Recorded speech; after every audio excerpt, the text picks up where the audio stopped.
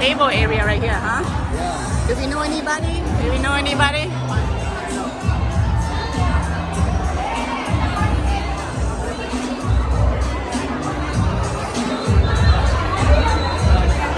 I think I know you guys. I think I know you guys. Hello, hello มาหากระหอดหาไก่เข่ามาโอ้ยหากระหอดหากระหอดyou on live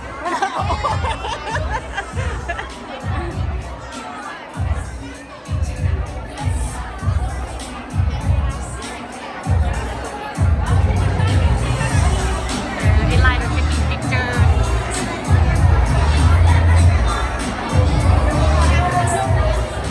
right behind you, huh? They're not letting the regular one in yet. Come on. Oh. Yeah. Oh, yeah.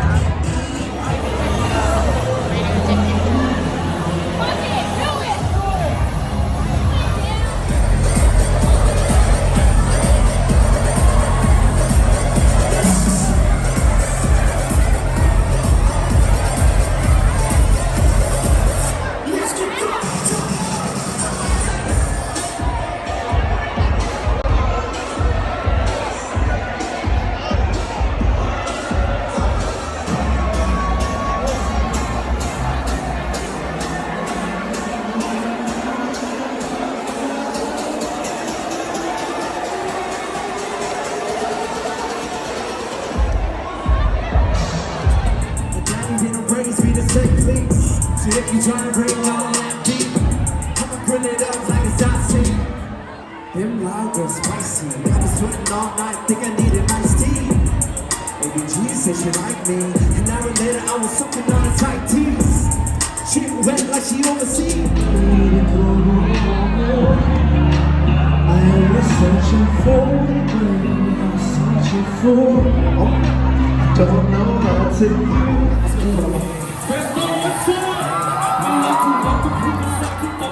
ที่พบเจอเป็นรักกูรักคือขึ้นทะเลที่มันเรดี้ที่จะเซิร์ฟคิดดีๆจะเล่นกับไฟกูฮับประกันอีเจคเตอร์ระวังเรื่องแฟนต้องไว้ดีๆระวังของอีขึ้นดีเซอร์กูรู้แม่คนที่ไหวกับพวกหัวใจเครื่องฟีกูมันโบมีมีแต่ต้องใจมูคู่กูทุกคนบอกสหาย You know it turn it down เวลาสัมภาษณ์ Hey ให้มึงระวังใครที่คิดซ้ำพอราซาก็ทวงบัลลังก์และคำบอกของกูมันขัด Go go go go go go สังคมสมัยใหม่มักติดสองหน้าเส้นในการเข้าหากันก็สะอ้อนฮะมันตัวเองมาเรียวมันผู้อื่นมาเฟกให้น้ำชาเป็นนางเลงมันจะฟอดไม่เป็นคนสนิทตอนหน้าทักทายแบบว่าไอ้น้องก่อนเขากระจายหูก่อนมาเพื่อพ้องสัก So beautiful tonight. Hey, I just want to say thank you so much for being here. I love that we love our culture and support each other. This generation, we go and have it. Okay? But before we respect the new school, we got to give it up to the old school, okay? The guys that paved the way. All right? And I'm going to give you a clue who this OG is. Because he sings a lot about a lot of these ladies having tonight. And it goes like this. He loves her.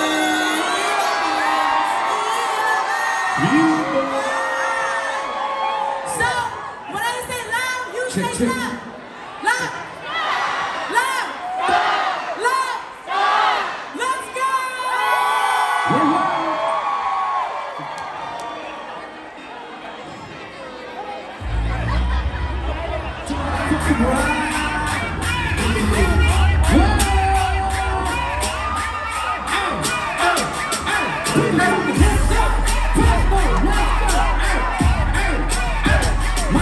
Where you at, Fresno?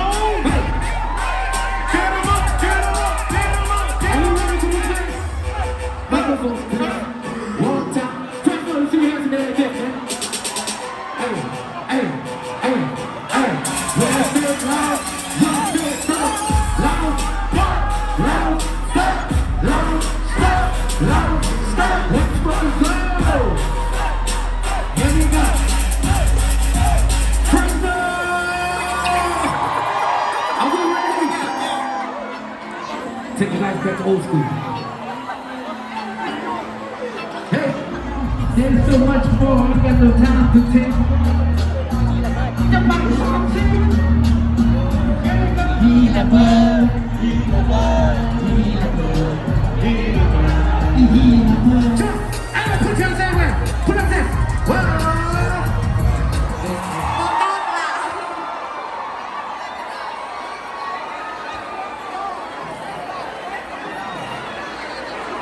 เดี๋ยวหนีก่อนเด้อ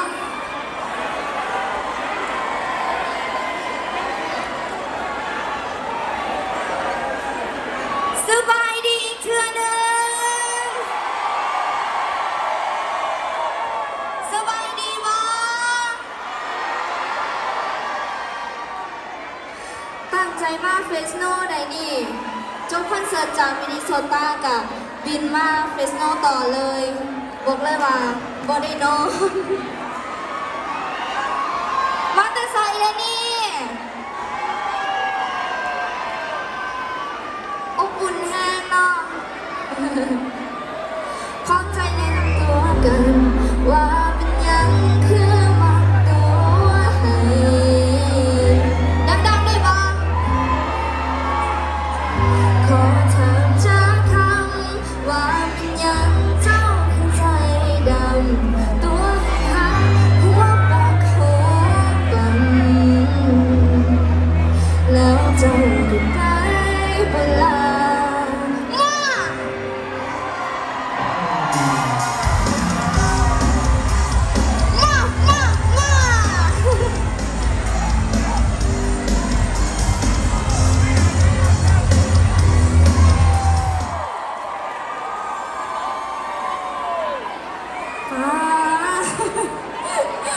ากทำงานเลยดีคือว่าใจดีแท้ขอบใจหลายๆมิตรผู้ใจดีมิตรผู้งามอีกเนี่ยไม่เนี่ยมิตรผู้งามๆยอมซื้อๆดอกยอมเอาติ๊บโอเคเพลงต่อไปคง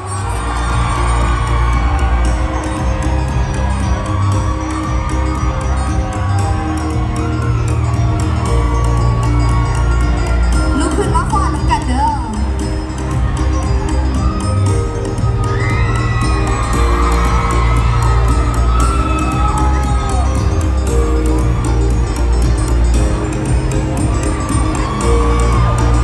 มา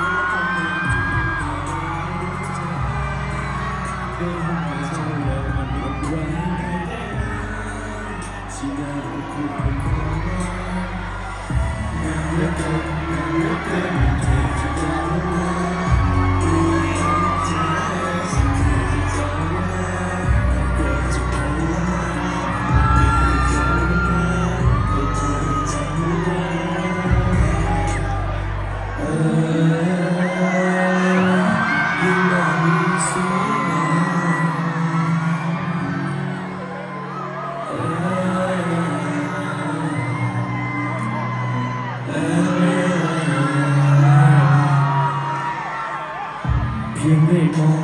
ก็เจอตอนนี้ก็ได้แอบได้จ้องได้เพียงได้มองก็สุดใจ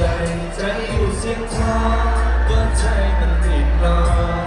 ไอ้เป็นคนหัวทองได้แอบได้จ้องได้เพียงได้มองก็สุดใจ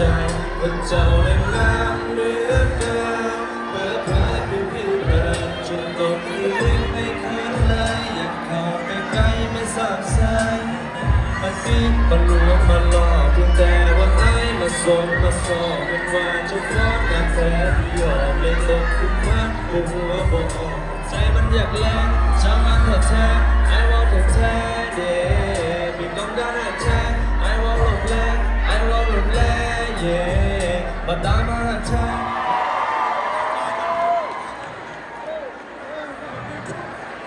I've been hyping this crowd. If you don't see me in the corner, I'm just like, yeah, yeah, yeah, yeah, yeah, yeah, yeah. So I just want to say, our next performers, right? They're a little crew, you know, but I want to give a shout out to all of them because everybody.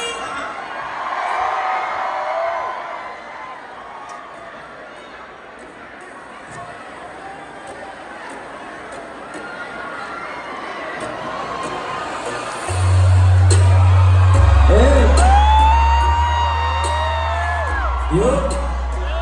yo, yo, so na na na na, so na na na na. เลยอยากอ้อนวอนเจ้าอยากเป็นลูกเคยอ้อนวอนเป็นเจ้าเลยอยากเป็นลูกเคยอ้อนวอนเจ้าอยากโอ้ผู้สาวเจ้านั้นเป็นลูกผู้ใดไอเห็นเจ้าในมือนั้นละอายเราโคตรซื่อตื่นใจไอเห็นเจ้าโพสลงเฟซไอเลยเข้าไปกดใจก็ย้อนว่าเจ้าหน้าหักไอเลยอยากทำเจ้าไปทันใดอยากพอเจ้าบ่ทันมีแฟนพอบอกเลยมันโคตรจะดีคนตอนนั้นหน้าหักเลยอยากได้มาเป็นไม้ซ้อนดีมาพูดเดียวนั่นละมันละโคตรจะดีและก็อยากให้เจ้านั้นลองมาสนใจไอแน่ไม่ดีอยากหน้าตาของอาสิโบโลโลแต่หากแค่ได้คนจริงใจไอ้นี่เต็มกระเป๋าขอให้เจ้านั้นหันมาและลองนับกันแน่เพราะว่าไอ้นั้นอยากได้เจ้ามาเทแค่อยากเป็นผู้เคยบอกพ่อแม่เจ้าอยากเป็นผู้เฒ่าและผู้แก่กับข้าถ้าดองเจ้าได้ที่ให้มองไปตามพบเพียงน้องนางเปิดใจอาอยากเป็นผู้เคยบอกพ่อแม่เจ้าอยากเป็นผู้เฒ่าและผู้แก่กับข้าถ้าดองเจ้าได้ที่ให้มองไปตามพบเพียงน้องนางเปิดใจอาแน่เปิดใจอาแน่เปิดใจอาแน่ที่เจนยูโน่ที่เจนเฮ้ยเฮ้ยเอาไปวางเลยที่ไอได้เห็นหน้าเจ้าไอก็อยากจะทักเลยอยากจะเอ่ยคำว่าไปเลยอยากจะทักทายเจ้าเป็นลูกผู้ใดเวลาที่เธอส่งยิ้มมันในใจของไอและไอทันใดไม่ได้เจอเจ้าแต่แบบไรก็บอกหุ่นน้อยจะไม่ทันแท้พอเจอแล้วก็เคยมองแรงวิ่งเจ้าในไงและก็ยิ้มไปไปมันไม่มาเจอก็มองว่าเจ้าหน้าก็มองว่าเจ้าหน้าไอก็มองไปตาพี่สุดใจไปได้ไปแล้วเจอหาได้ไงได้บอกพ่อแม่ไปขอกับเจ้าหน้างานเป็นลีอยากให้เจ้านั้นมาเป็นคู่ชีวิตแต่ว่ามันติดที่ไอนั้นมอง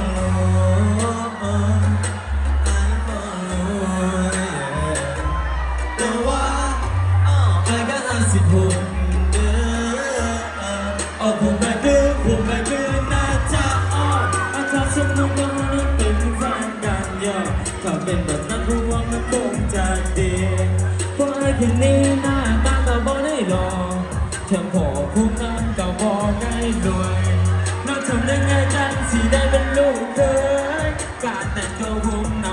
คตรเสยผมอยากเป็นลูกเคยเอ้า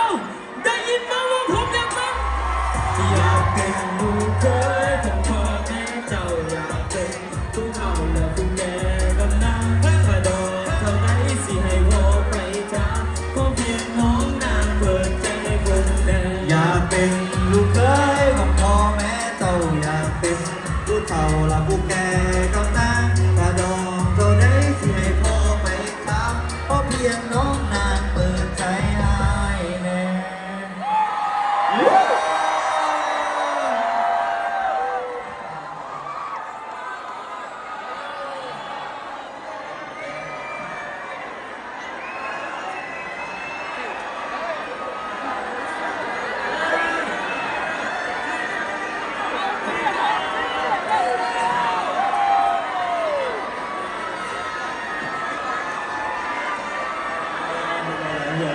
เดี๋ยวเอาไปใส่เพื่อนเราโอ้ตายแล้วเนาะดีเจเลโก้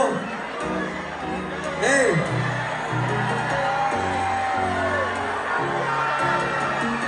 เอาเดินนี่ไปนี่ฟังเพลงนี้ทุกคนไปมองเฮ้ยดังเอา push your hands up เอา push your hands up เฮ้ยเดี๋ยวมาเต้นแล้วกันก็ปล่อยเป็นแค่เพียงผู้ป่าหัวใจเจ้าก็เลยบอกสนใจโอ้เป็นแค่เพียงผู้ป่าแล้วไทยถ้าน้องสนใจจะไปส่งยังไหวรถไทยมองหน้ากันบอกแม่แต่อายก็คงที่จะสายลาตาคงต้องปล่อยโอ้น้องแก้มแม่กันเลยบ่สิ้นกันเลยบ่แย่บ่ได้ขี่รถมัสแตงบนสายของงานเอ้ยไทยนั้นดักแดดเป็นโตได้เป็นข้าวที่ดีก็กินแต่ข้าวงานบ่ได้กินมันยาโอ้โน้ไม่อยากจะทักมาเป็นทำให้ผมบ่สนใจรถไฟของอ้ายมันบ่แน่แต่เห็นจังในรถไฟของอ้ายน้ำไม่แดงคิดตั้งว่าในเรื่องเดิมจะไปแบกน้ำคนหนึ่งว่าสนใจต้องไปแก้แน่คนตอนแรกเคยว่าสนใจแต่ว่าเจ้านั้นว่าสนใจโอ้นั่นเป็นว่าเจ้าว่านั้นเพราะว่าก็มีเพียงรถใช้พอมีเพียงรถใช้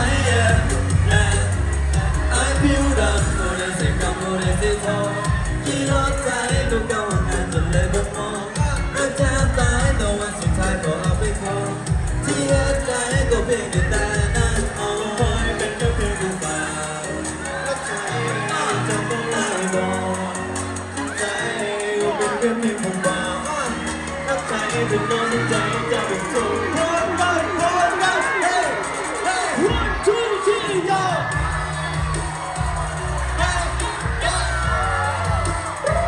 put your hands up put your hands up put your hands up put your hands up put your hands up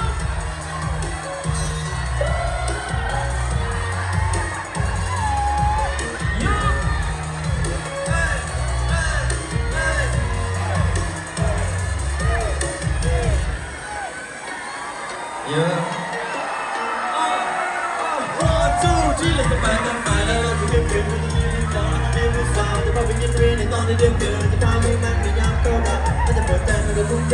โอ้ตัวอายจะไม่เป็นต้องมาตัวอายที่มีกันดีมุมยาวผู้สาวก็พาไปเย่ฉันมีใจชีวิตแบบนี้แต่ลึกๆก็เป็นคนดีแต่เลิกแบบนี้เจ้าก็มองมาหน้าตาแบบนี้ทุกคนมองมาหน้าตาแบบนี้อยากให้เจ้ามาลองเปิดใจว่าอายคนนี้บ่มีวันหลายใจว่าอายหน้าตาจะให้แต่ว่าอายจึงลดความดูแลหัวใจเข้าใจจะเป็นเลยบอกจะยอมใจมันยังเป็นบทบาทแล้วใจแต่น้องสนใจเธอเป็นส่งยังไว้ Let's go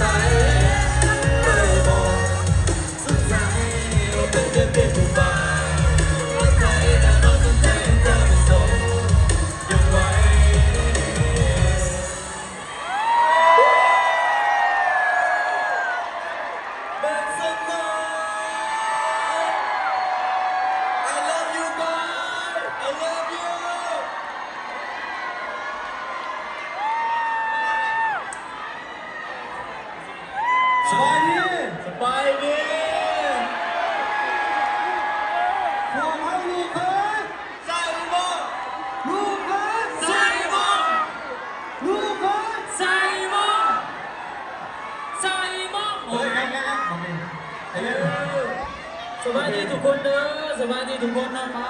เอาหมดเนี่ย อ๋อคนไหนเนี่ย อู้ทางแต่ฉันมาพิลึกแท้ตอนนี้ห้องน่ะ มาก่อนไปใช่น่ะโอ้ยนะ เมื่อนี้มีคนบอกว่าเวทโน่มีแต่คนแบบให้ติ๊บน้ำหนักเขาก็เลยเตี้ยงถมมาเลยแบบใส่บาทเลยนะเนี่ย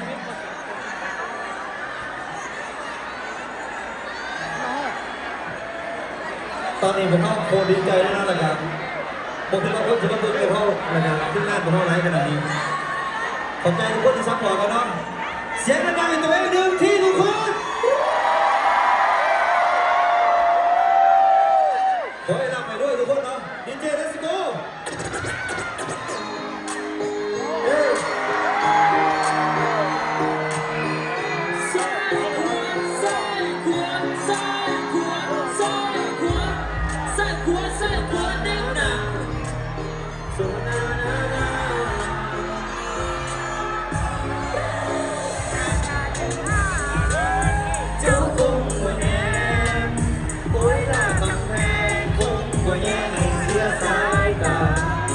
คนจนจะงามเจ้าคงบ่แนมมาเจ้าคือสุดแนมหาคนที่ดีของทุกอย่างอายบ่แม่นนะต้องผู้ดีและมีการศึกษาแต่อายเป็นลูกตาแม่ที่หน้าตาบ่ค่อยดีบ่มีเงินทองและรถได้ให้ใช้ให้กินจากใจผู้ชายคนนี้มีสิ่งเดียวที่อยากจะขอมาคบกับไอ้ได้บอกมาคบกับไอ้ได้บอกสัญญาว่าสิเป็นวันที่ดีจะบอกให้ในเจ้าต้องเสียใจแบบผู้เปลี่ยนในเจ้ารักขอให้เป็นโอ้ยจะบอกให้ในเจ้าต้องเหงาและยังคิดตามเจ้าเวลาที่เจ้าสุขเศร้าก็จะคอยปลอบใจถ้าหากว่าเจ้ายังมีใครก็อยากให้เขาลองมาข้างๆอย่าปล่อยให้แค่ไปฝันอยู่คนเดียวถ้าเธอมีน้องตาที่สิวที่ไว้กระดำแต่เจ้าจะเดียวสมองเลยจะจำเจ้านั้นคนนี้ทุกการกระทำอารักจนแล้วแต่ไม่ลองพูดคำว่าจะมีสิทธิ์ว่าจะได้เป็นแฟนมีสิทธิ์ว่าจะได้คุยกันว่าจะมีสิทธิ์ว่าจะได้สมหวังกับเจ้าเอ้ยมาเจ้าแล้วไม่กล้าได้เจ้าเลยโอ้แล้วน้ำตาแดงอยากได้เจ้าแล้วมันนอนแย่ใจเอาเจ้าที่เศร้าแรงอยากไม่ได้เป็นพ่อก็ดูแลแค่แค่ดูแลมันยังดีแต่ตอนนี้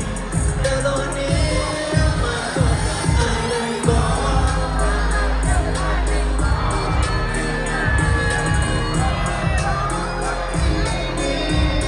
จะบอกเห็นในเจ้าต้องเสียใจแบบคนที่เคยเห็นในเจ้านั้นพอไอ้โอ้ยจะบอกเห็นในเจ้าต้องเหงาไม่ใช่ยืนคิดข้างเจ้าเวลาที่เจ้าตกเศร้าก็จะคอยปลอบใจถ้าหากว่าเจ้ายังมีใครก็อยากให้เขาลองมาคบกันอย่าปล่อยให้เก็บไปฝันอยู่คนเดียวจะมาสู้ดีกว่าเธอแล้วหมดใจหมุนไว้เอาหมุนใจหมดยังมีเจ้าก็ไม่คู่กว่าหรอกเจ้าก็เป็นเมียไอ้ก่อนเพราะว่าอายุกินลูกเกยใส่หมอนก็มีเมียสอ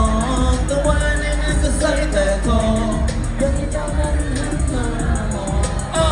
องได้ไหมเจ้ามาคบกับเธอได้บอกมาหักกับไอ้ได้บอกสัญญาว่าสิเป็นพ่อของลูกที่ดีจะบอกเหตุให้เธอต้องเสียใจดังไม่เคยให้เจ้านั้นพอให้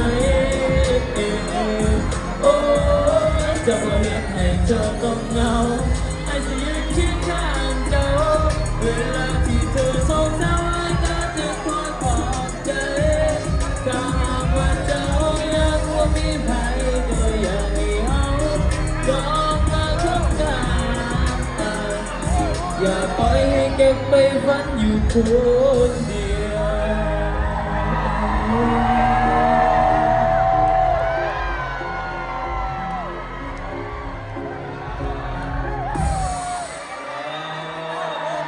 สุดยอดเลย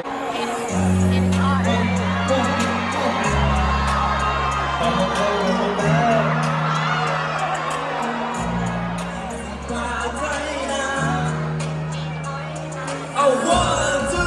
three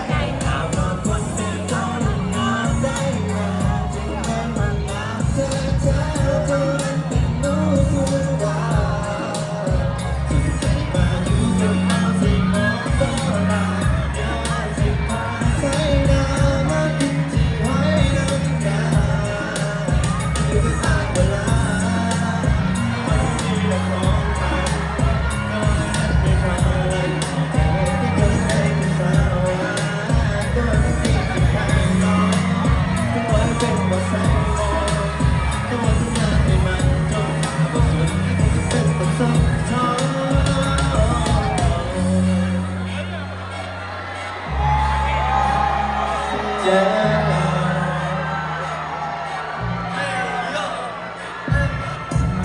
ได้บังคับของเพลง GX2 ให้อยากให้เจ้าว่าเพลงนี้ให้มันที่เศร้าอยู่ก็ยิ่งรู้ไหมไม่มีน้ำมันที่มันเธอคนมันเย็นก็ทางนี้จะเป็นที่ทำไม่เสื่อมผมจะไม่คงจะตายแต่ทางเองก็ว่าไม่ได้บริสุทธิ์ใจเพียงแค่หัวใจจะรู้ไปเพราะว่าเจ้าหน้ามาใจน้ำลายออกมาเป็นเดิมเป็นยังบรรยากาศที่รู้นะเป็นยังบรรยากาศที่จีน่าแต่ดีดีเย็นละบอกตรงกับคนที่คนมาถ้าเป็นวันที่มาย้อนคอยแต่ว่าเธอนั้นแค่น้ำย้อนคนเธอจนเป็นงานได้แม้ถึงแม้เรื่องงานแท้แท้จนรู้คุณรักมาอยู่กันตอนที่มองก็รักอยู่ไว้ที่พาใช้น้ำมากินที่ให้น้ำกันมาอยู่กับนายเวลาไม่ได้มีแต่มองกันตัวไอ้นั้นมีค่าและที่เธอที่เธอนั้นได้เป็นสาววายตัวไอ้คนนี้สุดท้ายน้องที่ไว้เป็นมาใส่บอกตัวที่หน้าไม่ไหวจนตาบอดสนที่คงจะเป็นผู้สนชอบ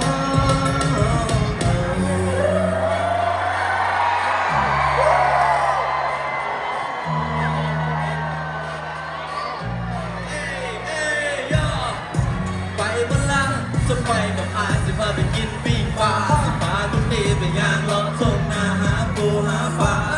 ปับปลาดับปลาพาลองคนงามสู่ทากาจะมาสร้างเส้นงามก็มองลงมาลาที่ลงมาอายก็ได้โกงแต่มันคงจะดีจะหาว่าน้องเป็นสูงไอ้ยาต้องไปเจอสุดท้ายอยากงานต้องไปเส้นทางเพราะเท่านั้นปลาใจนอนแค่ถูกที่ออกไปนั้นหากเจ้าเปลี่ยนเลนให้เป็นลายตั้งใจเปลี่ยนเบนมองที่เจ้าแล้วสนใจให้ดีคนดีอย่ามองไม่มีใครมองว่าอายยังทำไม่ได้เป็นผู้รักเราไม่เคยเปลี่ยนใจคอยนั้นยังทำได้ตามมาคนใดเจ้านั้นงามได้แม้จึงเป็นเมืองงามใจสนใจมาอยู่กับเราเสียงมองก็ลาเอา one two three ให้มาบนคนเดินเจ้าเดินงามใจ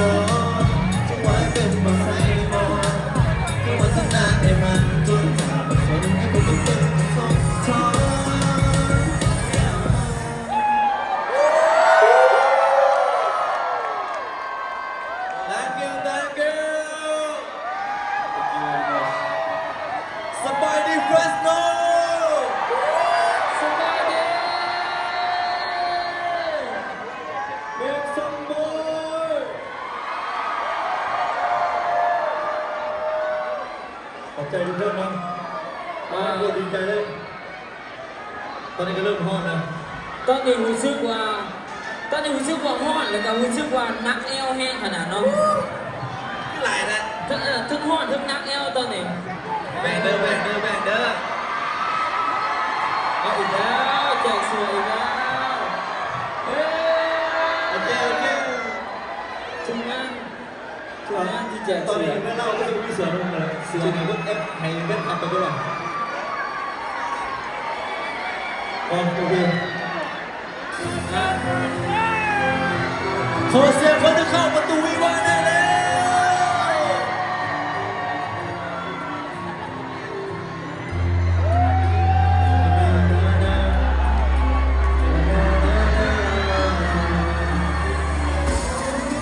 จับมือเจ้าสิได้บ่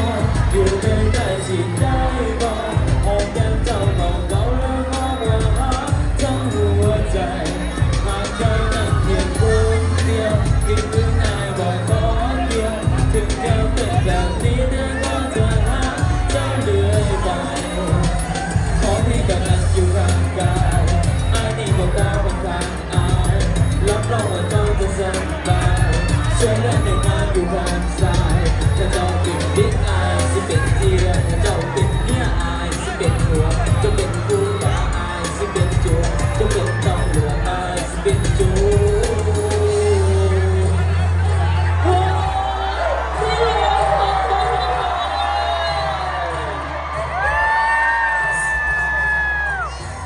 สีมือนี่เป็นมือสันวัดดีมือมาควาสิเข่าหูกับมือสิเข่าทางน้ำมันสิเจ้าสิมูน้ำเข้าก็ถูกว่ามาโกงหน้าโกงตาโกงตุ่มดาวอาทิตย์นี้เขาได้หน้าพอกันผูกแขนสายควันมาผูกแขนขวาเอ้ยมันเจ้าอยู่ให้ดีใจหลายจะมาดีอยู่ตรงนี้เจ้าไม่ดีอยากให้เจ้าดีต้องการโตมาเป็นผู้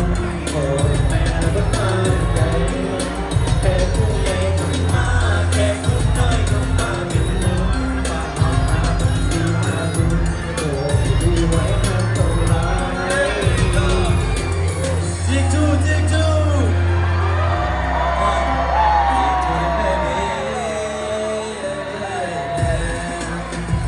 โอ้แม่น้องสาวจะพูดงานพูดแต่ว่าจะได้จองมาเป็นคู่อยู่แบบนี้เป็นนานๆอยู่ด้วยกันเดินนี้จะต้องเป็นงานเดินอยู่กับเจ้าสองคนเวลาแต่ที่คู่เดียวกันนี้ก็ต้องมาเก่าต้องมานั่งคอยนั่งมาบอกที่กัดมาที่เตะกันตลอดบอกอยู่กับใครมันไม่ต้องมีความคุยกันที่กันได้คู่มาที่มองนั่งอยู่ไหนลงแล้วพอจะมีไฟก็บอกเธอเป็นตัวไอ้คนนี้วันละลายเจ้านั้นเป็นเดียวไม่เสียผมเลยกินแค่ผมไม่ต้องมองไม่สู้ไม่ได้สิ้นผมเป็นคนที่ดีเลยและเป็นคนที่ดีสองคนรอที่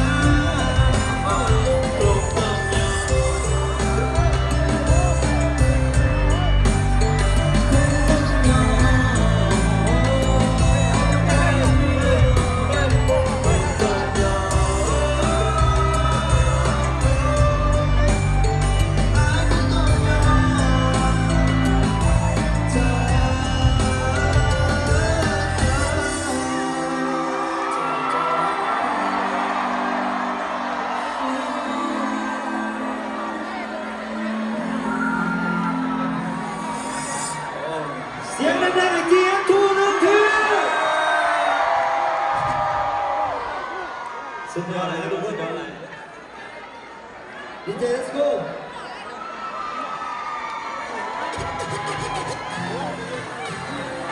ห้องในห้องซ้อมกันพี่น้องว่าต่อยาวเลยทุกคนยาวเลยไปห้องได้ไปห้องได้ไปห้องได้ห้องช่วยกันไอ้ว่าเจ้าให้มันทางใจที่บอกว่าเธอต้องมีน้ำตา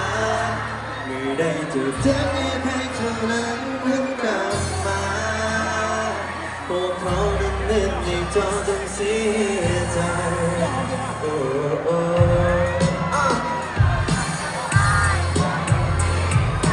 เห็นเนี่ยเสียใจจะรักษาไว้แบบนี้และจะหักตัวเลยไปขอสัญญาขอไม่ได้ทุกคนบอกเห็นคือกับคนเก่าพอกันฟังเอาไว้มาใส่ใจได้มองใส่มองได้ทั้งบ้านใส่ใจไอ้นะสิ้นพาไปกินแกงหน่อไว้สิ้นพาไปควายและขี่รถไถนาและไอ้ขอสัญญาว่าจะไม่เพียงแต่นอนนะจะเท่านั้นมากกว่า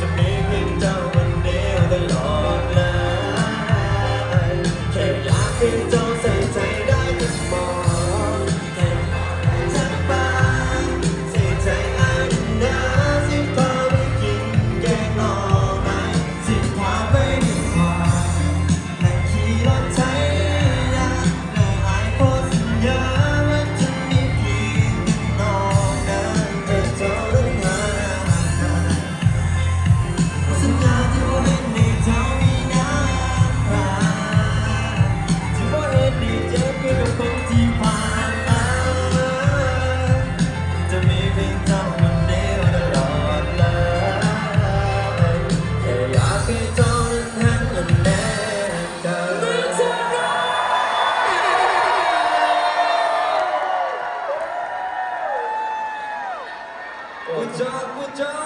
อ๋อเป็นแล้วทุกคนเลยวันนั้นเฮ้ย A 1 2 3 5 โอ้แม่ถามหาโอ้ยคนนั้นไปใส่แล้วตอนนี้เราพยายามนะก็อยากได้เจ้ามันละมาสวยงามเอาเรียกตาอยู่บ้านมันคงหลายอายผู้เดียวมันคงตายได้ต่อมาสบายครอบครัวมองหายเงินคำก็คอยหลายหากไอ้แล้วก็ต้องอายจะบอกให้เจ้าอุ่นตายแต่ว่าตอนนี้อายอยากให้บังวันแต่ก็กลัวต้องฟังน้องมันยังบอกโอเคแต่ว่าเอาคนนี้มองเป็นคนรู้เลยไม่อายกินโหดและเป็นแต่ว่าน้องรู้บอก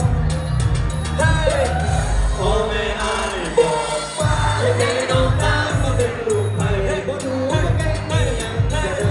อยากให้น้องมาเป็นไผ่แม่น้องหาเจ้าโตลงไว้ของกันก็ต้องเพื่อเจ้าผมจัดงานแต่งแล้วก็มาสองเราไอ้นี่จะทายคำตอบจากจอเอาแต่เงินน้องบอกว่าอายบ่รู้ว่ามีรถใหญ่คงกับเจ้าคงบ่ได้จะเก็บตาเงินพอน้องบอกว่าอายบ่รู้ว่ามีรถหรูคงกับอายไม่กล้าหัวอายมันโจรกันโอ้โอ้โอ้โอ้ไอ้ก็รู้ไอ้มันจนรักแท้เลยนะวัน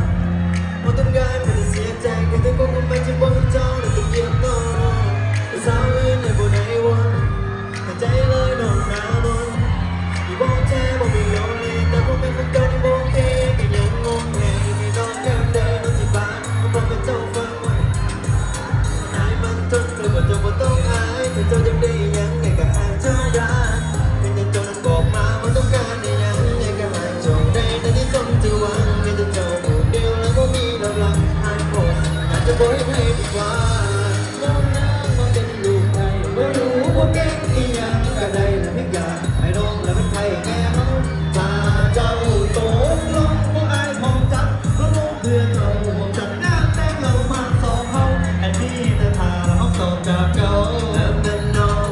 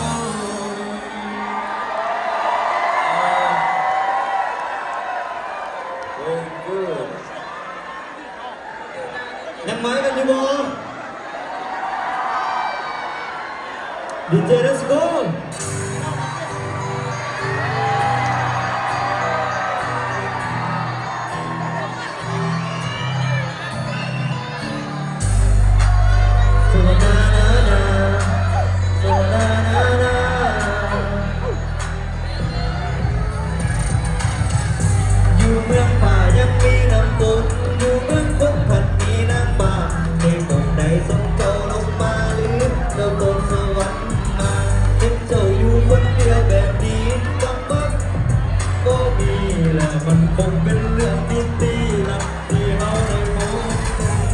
จริงมีเราสองคนเป็นแม่น้องเรื่องที่อยากจะขอไอ้ก็ขอคือสีนุ่มน้องแก้วน้องมันคือสีนุ่มน้องได้กอดเจ้าคือสีอุ่นน้องที่ว่ามานี้ก็ขอไว้อยากให้เจ้ามาเป็นกันได้หักแล้วไอ้สิหอมกันได้หอมแล้วไอ้สิกอดกันได้กอดแล้วไอ้สิบอกว่าหักโลกนานตลอดเวลากันหากเจ้าโบทันมีไผอยากมีคนมาเคียงข้างกายเป็นแนวกันมาอยู่กับไอ้เวลาเอาใจเอามากอดกันกันได้หักแล้วสิสนองกันได้หอมแล้วไอ้สิทายเพราะว่าเจ้าเกี่ยวกับไอ้และสิหักแค่น้องอยากคนงามกันหากเจ้าโลกทันมีไผอยากมีคนมาเคียงข้างกายเป็นแบบนั้นมาอยู่กับไอ้เวลาเอาใจเอามากอดกันโอ้ที่กัน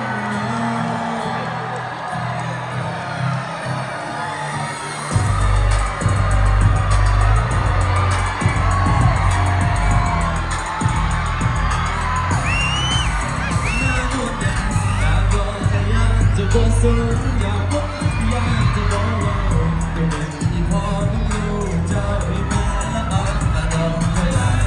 ไอ้อยากก็ไปถามคนงานมีแฟนแล้วบ้างหมดสี่ห้องหัวใจ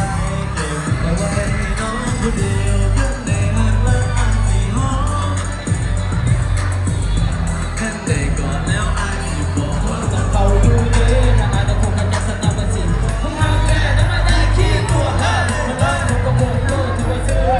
ว่าหากคงดีจะเหลือเก็บเอาไว้เหลือให้น้องผู้เดียวข้าแต่ห้ามไอ้สิแท้ข้าแต่แห้งไม่ได้ไอ้สิว่าเด็กแต่ใจก็มีแต่เจ้าที่เฮาต้องพูดตลอดไปขันได้หักแล้วไอ้สิหอมขันได้หอมแล้วไอ้สิกอดขันได้กอดแล้วไอ้สิบอกว่าหักน้องนานตลอดเวลาขันหากเจ้าโอ้ทันมีไผอยากมีคนมาเคียงข้างกายเป็นแบบนั้นไปอยู่กับไอ้เวลาเอาใจออกมากอดกันในหักแล้วสิจะน้องกันในหอมแล้วไอ้สิเด้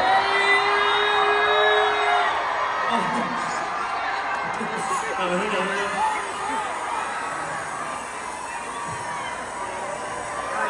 แจกเลยแจกเลยเฮ้ยเฮ้ยเฮ้ยเฮ้ย One, two,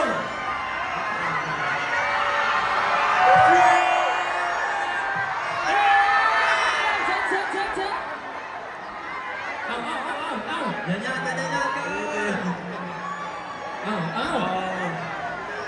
วางแล้ว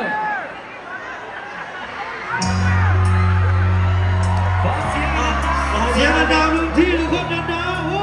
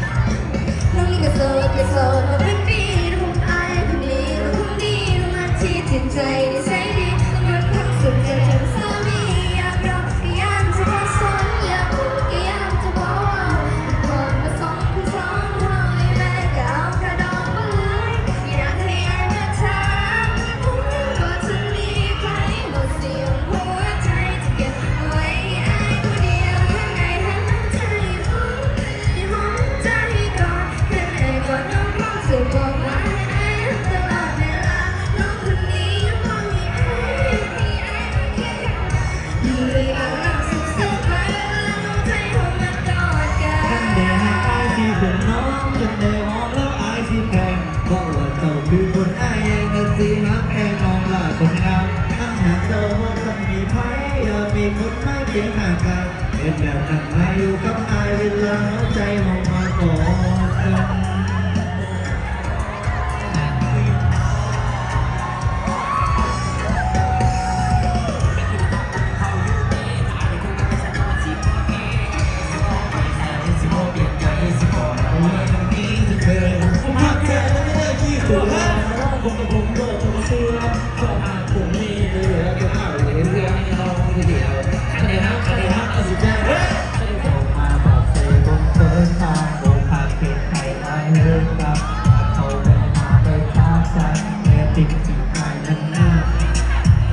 เจ้าหน้าหาเกินไปเกินหัวใจจะหักไว้อายธรรมดาทั่วไปแต่อยู่แล้วและก่อนก็คงที่ใจทำที่เขาแค่ห่วงใยอาจจะหักเราก็สักตั้งแต่วันนี้จะออกไปหมดทุกอย่างยอมให้หมดเกณฑ์เวลาเราเห็นเราเสียใจใครจะก็เห็นเราจะมองเห็นทุกอย่างจะโอเคเราได้ทำได้และในวันนี้ก็มีศรัทธาจะกลับมาตัวหัวใจพยายามแล้วก็จะมาจะวันจะไม่เสียดายเป็นอ้ายได้บ่เป็นอ้ายได้บ่ล่ะเป็นคนที่เจ้านั้นหาจะเป็นคนเดียวคนสุดท้ายเป็นอ้ายที่ได้บ่เป็นอ้ายได้บ่ล่ะถึงเมื่อจุดนั้นจะผ่านไปมาแล้วก็ตาย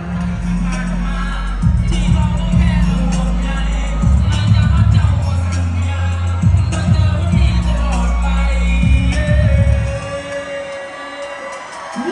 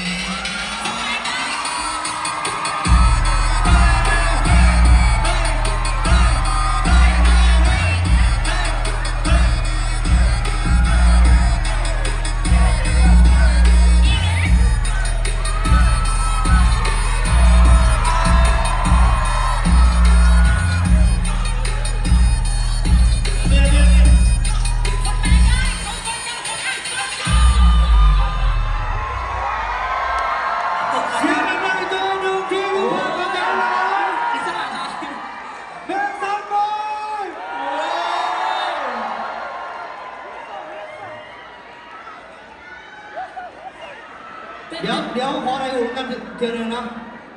แถมเป็น Thank you so much เอาเงินก่อนเฮ้ยขอบใจเลยทุกคนขอบใจครับบ๊ายบาย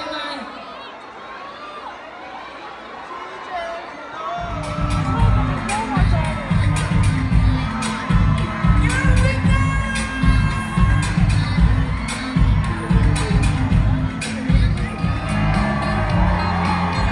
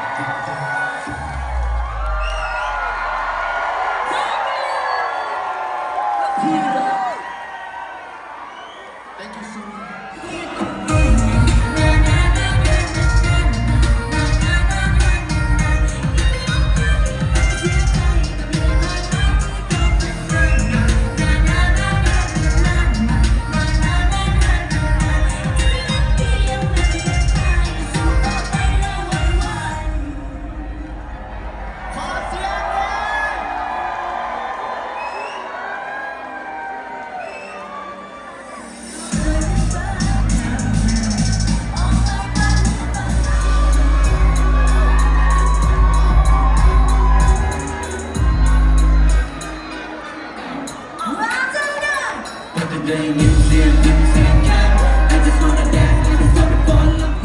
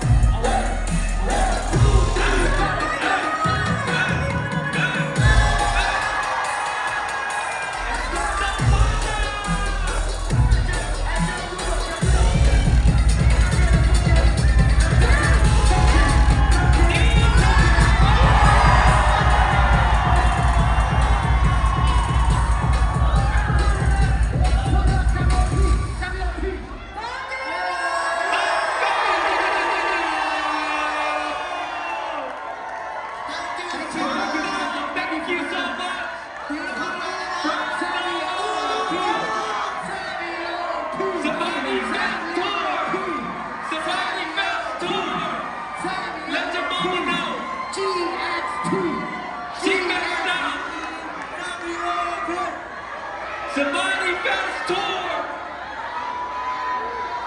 Yes sir